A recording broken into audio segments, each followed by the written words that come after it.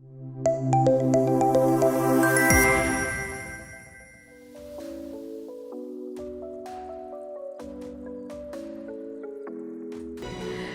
we are moving forward for the panel number 5, which will be about how to cultivate 21st century skills, including critical thinking and digital literacy. To moderate this session, I would like to invite on stage Dr. Anil Ganatra, Vice Chancellor, Provost, Parul University, Vadodara. Everybody put your hands together. And let's welcome all the other panelists also. I request you to Mr. Prafulkumar Udani, Provost, Sankalchand Patel University, Ahmedabad.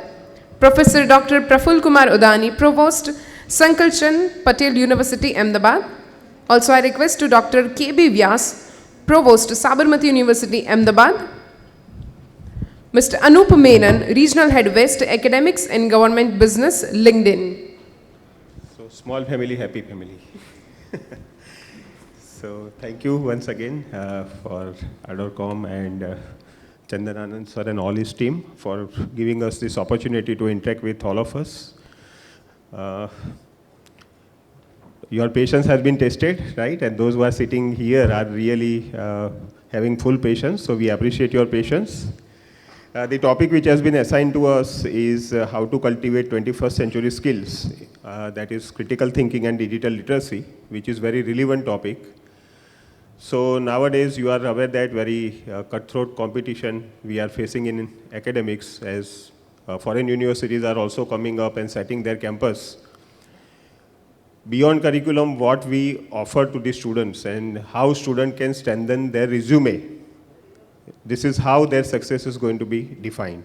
It's not only about the curriculum, but beyond curriculum, what they are going to learn and whatever lacking skill, how universities are going to install the lacking skill among the students.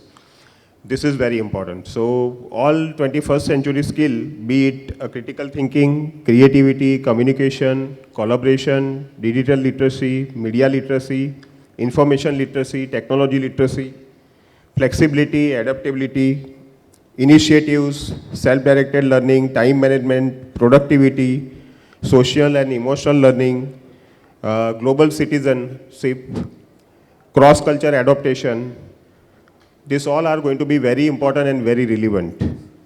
So as we shift towards the holistic and skill-based education as outlined in NEP 2020, it is imperative for the success also. So still, in spite of all that, there is a skill deficit among the students and only 5% formally skilled students, and focus on only formal learning, it leaves graduate unprepared for the competitive job market. So with this initial note, I would like to begin with the first question, that how can educators design the curriculum and the learning experiences that actively promote critical thinking and digital literacy? So Udani sir, yeah. When I interact with the student in university, I narrate the story, Ratan Tata Sahab, it is question of 20th century. When there was a plan to design a first Indian car, Indica, the 3 parameters were decided by Ratan Tata Sahab for his team. The car should be of size of Jain, Maruti Jain. The cost per kilometer should be that of Maruti 800, another product. And the interior should be the type of Ambassador. So these are the challenges. This is a critical thinking. For him, for Ratan Tata Sahab, it is a strategic planning, product planning. But for team, it is a critical thinking. This is the question of 20th century. First Indica was launched in 1998. So the message is, we are in a higher education space. The person who is doing a ITI kind of a program after 5th standard, 7th standard, 10th standard, for him or her, the meaning of critical thinking is different. In a diploma study, meaning of critical thinking is different. But in higher education, critical thinking is higher level. The example I quoted, those kind of things should be now part of the curriculum. If our curriculum is not up to that level of depth, probably we are not preparing student of any stream. Maybe management, maybe physiotherapy, medicine, dental, engineering. Let me give example. Frequently I interact with the student, as I said in starting. Anybody of you in your own institute, go to any class, maybe management, engineering. Let me give example of a mechanical engineering. At the end of 4 years, if you ask him what is the critical thinking, I think you have missed the bus. Ask him in the beginning, in the first semester itself, what are the graduate outcome, what are the course outcome, what are the program outcome. At the end of 4 years, what you will demonstrate. Let us not ask simple question which is part and parcel of question paper, maybe in GATE examination also, which is toughest examination for engineering graduate. Let us ask him question in a 4-year program of mechanical engineering or maybe a electrical engineering, what kind of critical thinking you have demonstrated. And he will be scratching his head because we have not prepared him. But if you ask similar kind of question at the first semester, second semester, third semester, and then carry forward in 4-year program, then definitely your team members, board of study member, they have to design the curriculum so that our students are groomed for this kind of questions and this kind of answers. So curriculum has to have this kind of component, and always it is not possible. We had a round table kind of a session downstairs. Suppose I have to include certain kind of a management principle which is also required part of critical thinking. But in a management program, suppose I don't have a faculty, and I have faculty, suppose we are conducting MBA program, we are conducting engineering program, but faculties are tied up, they are not free. But I have to teach certain component of a management also to engineering student. So what is the possibility? You have to use the technology. So technology will help you in putting up certain question in unbiased way, and they have a time to answer. Suppose our faculty or curriculum is not up to the mark, there is a delay, we are not able to do it. So in India, probably 2 lakh research scholars are working for PhD program, 2 lakh. In higher education, we have 4 crore. But out of 4 crore, my conservative estimate is 2 lakh students, research scholars, are doing PhD job. And each and every PhD student is solving certain kind of a problem. If we expose our undergraduate student, get associated with a PG research scholars, definitely they will get certain kind of a clue by what kind of critical thinking is required in mechanical engineering, what kind of critical thinking required in management education. Many of you may be from management education. I've seen the curriculum, many programs. Nowhere I could find what is the job of a development bank in MBA program of 4 semester, Asian Development Bank, World Development Bank, W. So this component cannot be part of curriculum, but this kind of critical thinking is required so that the students should be questioned. General banking anyway you are aware about, but what are the functions of a development bank? Totally in tangent direction. So unless and until we put up question to the student, and faculty will not cultivate the habit of asking question, and they have to answer. What is the critical thinking required in electrical engineering? What is the critical thinking required in agriculture? You have to ask. And once you ask the question, maybe student will not be able to answer so quickly, no problem. But at least habits are cultivated. If they are not able to answer today, definitely they are able to answer tomorrow, day after tomorrow. So this is required in component of critical thinking. Now let us come to digital literacy. Many things are there in digital literacy, but whatever you have learned, if you are not able to monetize, then digital literacy has no use. My message is, a simple guy creating a content and putting on YouTube and earning a lot of money is part of digital literacy. Consumption is there, people are interested in. Why our faculty member, our student community cannot create a content and put on our website which can be consumed and you can have a revenue stream? Days are not far away, our revenue from tuition fees sinking. The fund available from grant institutions, maybe AICT, UGC is also sinking. Industry also not promoting because we are not solving much of critical problems of industry. So way out is, suppose you create a digital, I'm talking about in digital literacy context. If you prepare a content and that content is suppose consumed from our site, website of a university, there is a revenue stream.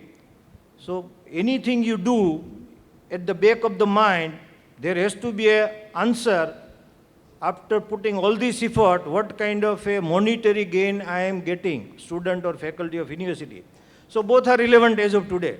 As I said in the beginning, it was relevant in 20th century also. First Indica was not successful. If somebody has purchased Indica, they must be blaming Tata and industry. But after 2 years of the rigorous work done by the Tata people, Indica V2 was successful, and within a short time frame, 1 lakh units were sold. So critical thinking is not of the question of 21st century. Critical thinking was right from the day one when people started learning. Both are important, but let us not blame industry, let us not blame faculty, let us not blame student. Is a onus of university leadership like me and him. We have to create an environment, industry we have to bring in picture when we are designing curriculum, internship we have to plan, apprenticeship program we have to plan, and every day students should be questioned what kind of critical thinking you will be doing when you are completing anatomy course in MBBS program, physiology course in MBBS program, or why you are learning biochemistry. Biochemistry, nursing, why you are learning? They are learning biochemistry in a nursing program also. Pharmacy also they are learning biochemistry, important. But why biochemistry in medical science, MBBS? They are not supposed to design drug. They have to use the drug. But at least if you put the question, at least they will start thinking and they will come up with the answer, and probably by this way only we are preparing them for the 21st century's problem. I think I will pause. Yes, so what sir has said correctly, by integrating the real world challenges, collaborative project, internship, experiential learning opportunities, right? We like educators can nurture the critical thinking and digital literacy among the students. My second question to you, sir, how can assessment practices be reimagined or reoriented to effectively measure and evaluate the students' proficiency in critical thinking and digital literacy? Thank you, sir. Good afternoon, all of you. My previous educationist and my friend speaker has told some very, very important aspects of critical thinking as well as digital literacy also.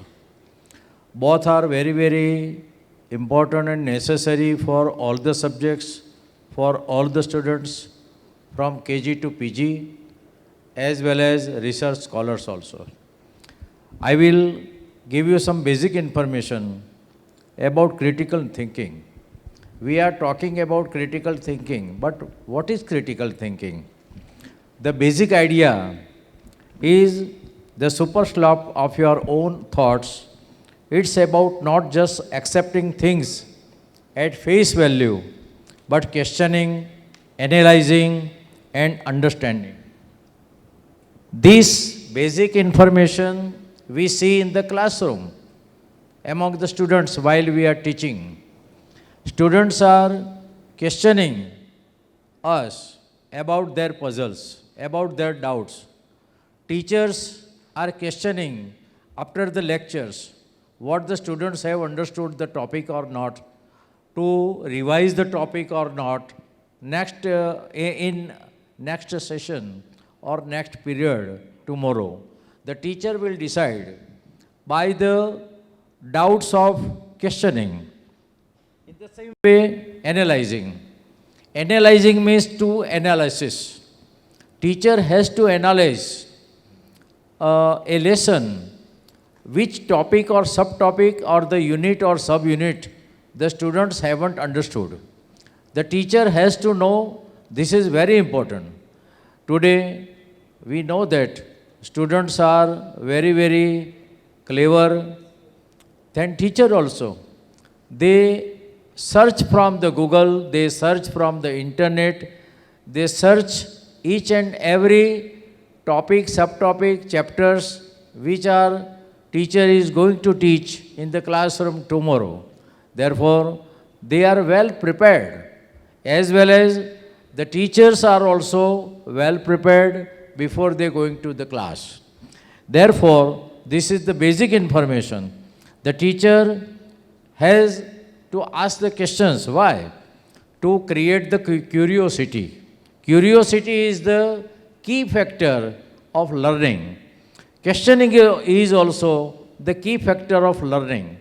In the classroom, teacher is teaching and the students are learning. Teaching and learning process is continuous throughout the school campus and outside the school campus and the home environment also. Nowadays we know that students have so many stress regarding their learning materials, their preparation, as well as the examination date is coming nearer and nearer. The stress is increasing because they have not the satisfaction of their preparation and their mental stress is increasing. This affects on the examination hall also. Students have prepared a lot, but they forget the topic, what to answer. Therefore, they are more disturbing area, and this is the classroom situation as well as the examination hall. In the same way, I go to the topic of problem solving also. Problem solving is the puzzle, analogy, step-by-step approaches. In the same way, learn from mistakes. Everybody has to learn from the mistakes they have done. If you have done mistake today, it should not be repeated tomorrow. This is the very, very important advice to everyone who is not the student also, but senior citizen, from the child to senior citizen, all this, the mistakes should not be repeated. Now the digital literacy. What is the digital literacy? Digital literacy is all about being a savvy explorer in the digital world. Today, digital world is very, very wide span and the development is very, very much in the current time. Therefore, learn the basics, safety first, fact checking, adaptability. These are the important topic of the digital literacy. Therefore, now let us imagine a scenario. Suppose you read the news article online. Instead of just accepting it, you ask yourself, who wrote this? Is it reliable source? You also share the article with your friends after fact checking. And you just combine critical thinking and digital literacy. In the 21st century, these skills are like your secret superpowers. They help you navigate the vast digital landscape while thinking smart and making informed decisions. So let us embrace the power of asking questions, being digital savvy and growing into the 21st superheroes. These are the very, very important points and the basic points of the current panel topic number 5. Thank you all. So as you rightly said, sir, critical thinking enables individual to analyze, evaluate and synthesize the information. And of course, they are imperative for success, not only in education, but career in life, both. Thank you. Sir, the question for you is, you are from technology side, so the relevant question for you is, what role does technology play in fostering digital literacy among students, first for students, and of course, how can educators leverage digital tools and resources? So for both the sides. Yeah. Sure, thank you. Firstly, I'll say that it's very important to identify these skills. Okay, so a lot of people try to shoot in the dark and try to just gauge by certain articles or understanding basis certain limited discussions with the corporate world that this is what will be required. So what role does technology play? Technology actually opens up all these biases. You know, there are a lot of thought processes or myth which is there in a lot of conversations, a lot of things which we actually discuss or do on a daily basis. And why is, or what kind of role is technology playing? Technology is actually helping you to actually break open those barriers with which now you can take those informed decisions. Now, if you start, I think gentleman before us, Mr. Peter, he spoke a lot about how technology is required starting from the kindergarten schooling days, because we have gone ahead from that stage wherein if you look at our grandparents, it was just an option given to them whether you want to adopt technology or no. Now it's no longer an option. It's more like a human skill. So it starts from that stage till today. You may be hearing of a lot of frauds happening, a lot of financial related technology frauds happening. Why do you think this is happening? Because many a times people are ignorant of the fact that these are certain things these are skills which I don't possess, and these are things which I should learn. So coming back to what I was telling from a higher education perspective is, first, it's very important for you to understand what are the skills needed. Second, it's very important for us to pass on this information to the student community. And third, give them a reason to do it. Now, what is the reason for them to do it? The reason for me, largely is a student is very excited when you tell them certain things like, if you do this, you will get something. Same way, we tell them that if you do this skill, there is a job opportunity looking for you. Now, this is how most of the colleges today, whom I'm interacting with, they say that they're trying to link every skill to jobs. Okay, because they know that if I don't do this, I'm not getting a job. So digital literacy becomes a mandate for them using the right technology. Secondly, I'll also say that there are too many things which have come in the market today. Lot of research needs to happen, okay, and this is exactly where, again, technology comes into play. It goes as basic as, if I'm planning a holiday for myself and I decide to go to, say, Goa, what will happen is I do a lot of research on social media, on the portals, and I figure out a right place for me to stay. Just to understand, the moment I reach there, there is an amazing hotel property just next to where I was staying. Who is at fault here? Is it me because I didn't get that? No, because that is the place where your target audience is. So it was their responsibility to advertise. So as we say, jo dikhta hai, wahi bikta hai. Technology is playing that role wherein most of the FMCG companies, large-scale organizations are trying to brand themselves. And why are they trying to brand themselves? Because their target audience is there. And why is their target audience there? Because technology is enabling that connectivity smoother. If you look at LinkedIn as a tool, from a technology perspective, heavily used by colleges, corporate industries to connect with each other. We have brought the world so close that now it's very easy for somebody sitting in a US university to talk to somebody sitting in Ahmedabad University, or any university in Gujarat for that matter. This is how the game change happens, and this is how adoption should happen. And lastly, I would say that personalization is the key here. Everything is not meant for everyone.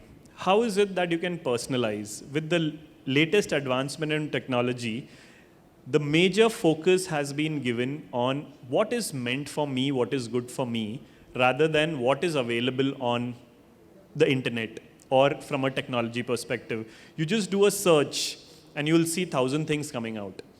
And this is where your skills lie in picking the right topic and right subject and dealing with them, and that's where personalization comes into play.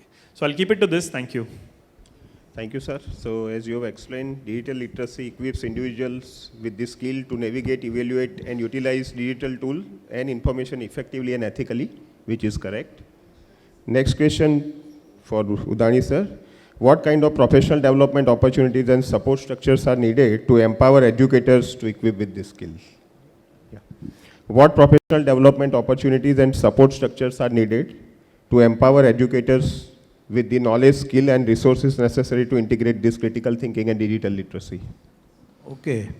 So in higher education, we have 4 crore students and 1,200 universities and maybe 50,000 colleges. But the people who are in workforce are 50 crore. Out of 50 crore, probably 20 to 25 crore in agriculture. Their requirements are very minimum, and educator has very little role in higher education. My answer or response is, let us not focus what is happening within our corridor, within the campus. Definitely students are enrolled in our campus. Our job is to teach them. Revenue is collected. Everything is fine. Balance sheet is fine. But that is 4 crore divided by so many, 1,200 university, 50,000 institutions. So what kind of component will come in your pocket is a question mark. But there is an answer. As I said, out of 50 crore, workforce aging maybe 15, 18 years to 40, 50 years. Leave apart agriculture sector, service sector is having a 12 to 15 crore working in service sector. Manufacturing also 12 to 15 crore working in manufacturing sector. Let us teach our educator how you can provide certain kind of a content so that there is a revenue stream generated for higher education, and they are doing their job. If some professor of mechanical engineering is teaching mechanical program, that is perfectly fine. But what is the requirement of MSME sector who are in the in discipline of mechanical engineering? Can we plan a content for them? Definitely skill councils are there. They are doing their job. But still, enough is not done. So we have an opportunity also, there is a revenue stream also, there is a catchment also, and there is a demand also. As I said, we are meeting requirement of 4 crore students which are in formal education. Workforce, which is very large, maybe 20 crore. So what we have to do for those 20 crore so that we can generate revenue, we have to train our faculty members, we have to create a content for them, and nobody can stop. AICT, UGC, regulatory agency cannot stop us. We can always plan add-on courses, site courses, on-site services we can provide. Otherwise, if higher education leadership will not think about additional revenue stream generation, it is very difficult. And all future business are going to the digital platform. As of today, maybe regulatory agencies have not allowed everybody to deliver digital content. You have to have a grade or a plus grade, then only you can have a digital content delivered officially, degree program. But tomorrow, if ministry is taking a decision, PMO happy and giving a consent, any university, any faculty, whosoever is having a content and there is a consumption possible, come to our platform just like Amazon or Flipkart, your content will go to the digital platform. And there are buyers across the world. We are right now thinking about only 20 crore. What we do here in India is very much applicable in African countries where population is very large. Content is same. You design content only once. But same content, if you are not able to use repeatedly, you are not able to generate the revenue. So great question, not only for CEO of a company today, but for university leadership also, great question is how you can make your balance sheet healthy. This is 24/7 thought process of a academic leaders. And conventional way, because GR will not improve. We have 4 crore, it will take lot of time. By that time we'll reach 5 crore or 10 crore because higher education depends upon the school education. If there is no enough number of pass out from school education, there is no availability of head count in higher education. So responding again to your question, we need to train our faculty members. You have to have a thought process in university. Think beyond 4 crore. Think beyond boundary of country. Create a content. If opportunity available through the process is fine. Otherwise, create a startup in university. That content can be given to the startup. Startup is governed by the company laws. They can make a profit. They can distribute the profit. But content should be made available, which is existing, additional to the existing program. Then definitely revenue stream is there. Across boundary, you can deliver the content. And whatever I talked about India, 20 to 25 crore working professionals where half-life of a skill is very less, 5 years or 7 years. You need to reskill them, but before we do reskilling them, faculty has to be reskilled accordingly, infrastructure is to be created, in university accordingly, marketing to be done, but opportunities are there, and probably in next decade or next 20 years, India only will be exporting higher education and health services. Nobody can beat India. We have a digital platform, we have a content, we have educator, we have faculty team. India is the only position correctly right as of today and tomorrow also. We will be able to deliver health education across the world, formal education also across the world. So response is definitely youngster today who are faculty. Go to the digital platform, what is requirement, try to understand if there are certain kind of limitations in unity system. As a faculty, you can always promote a startup, create a startup in your university, and host this content to the startup. I think you will not ask university authority for a rise or a promotion, your revenue requirement will be satisfied. That is the response. Thank you, sir, for exploring these innovative strategies that empower the learners to develop this essential skill. Now, I want a very brief answer from both the experts for the last question. How can schools and education institutes collaborate with communities and industry partners to reinforce this important? And IT field, internet field is required. The basic knowledge, every student has to get it at the school level as well as at the college level.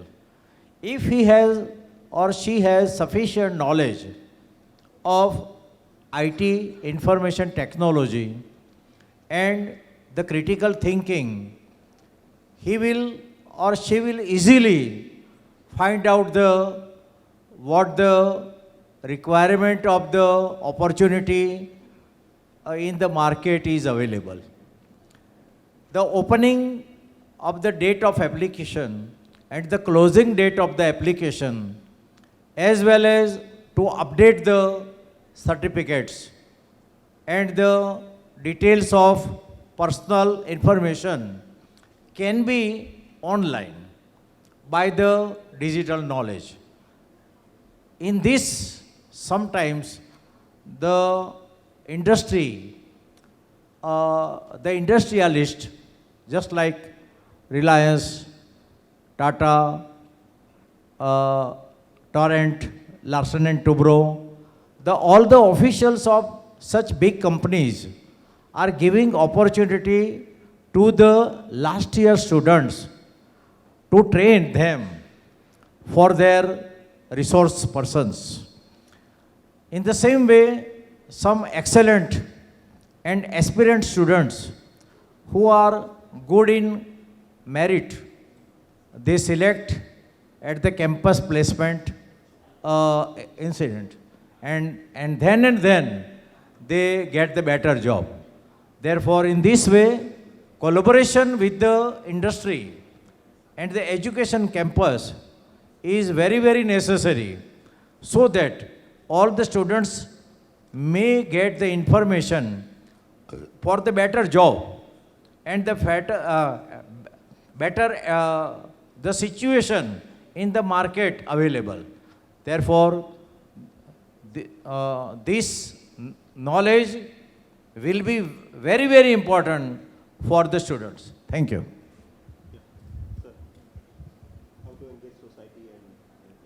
Yeah, sure. So I believe this is kind of a marriage which cannot separate. You know, the entire collaboration between an industry and academia. And the new angle to that is how can we bring in families, communities into it. I believe that, yes, education starts from home. And that's true for students or children who are in their schooling area time. The moment you progress ahead, you know, there is more energy in every student with which that energy needs to now be channelized. And to channelize these energies, that's how higher education now actively collaborate. There are a lot of programs which have been developed with which you can participate in multiple internship programs. There are a lot of hackathons. There are a lot of activities which are happening with which students are able to really explore the resources available in the corporate world. If you see the other way around, is it a relationship which is one-sided? I always feel no, because as we know that the next 25 years is supposedly the Amrit Kal or the golden era of the Indian economy, you know, wherein we are going to reap the demographic dividend, which means that if this collaboration is not there, most of these people, you know, who are going to come into the Indian workforce, they will be a liability after that.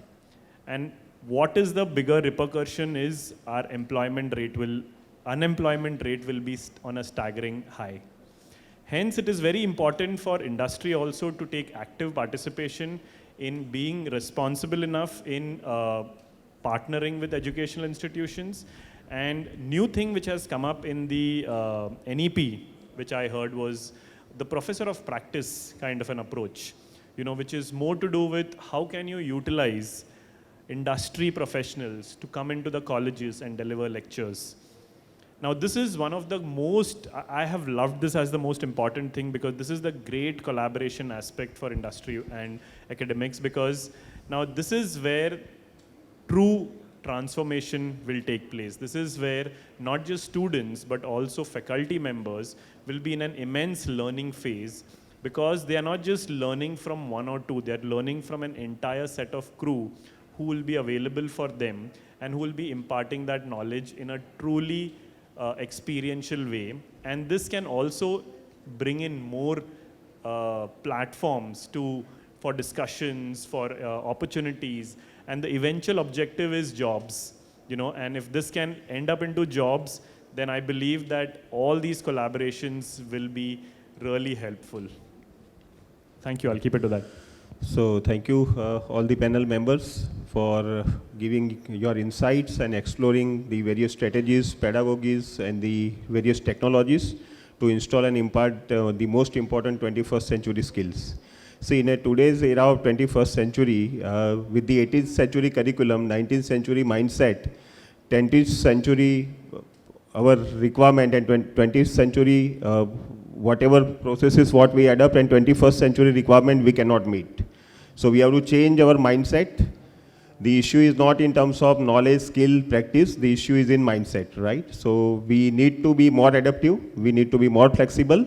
And instead of teacher-centric, we have to be student-centric, right? The way students want to learn, we have to give them that kind of pedagogy, that kind of evaluation methodology. So thank you so much once again for patient listening, and all the panel members. Thank you.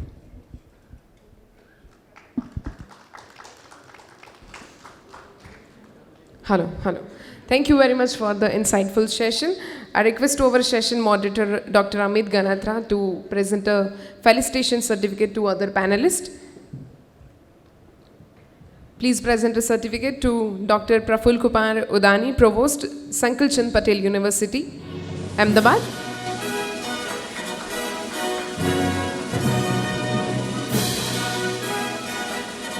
Dr. K.B. Vyas, Provost, Sabarmati University, Ahmedabad.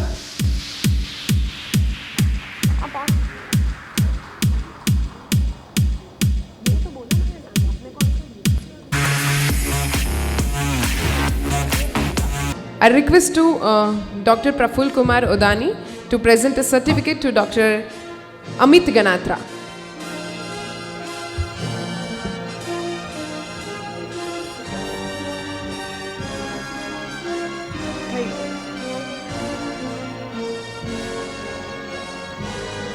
Thank you very much all of you. Let's take a group photo.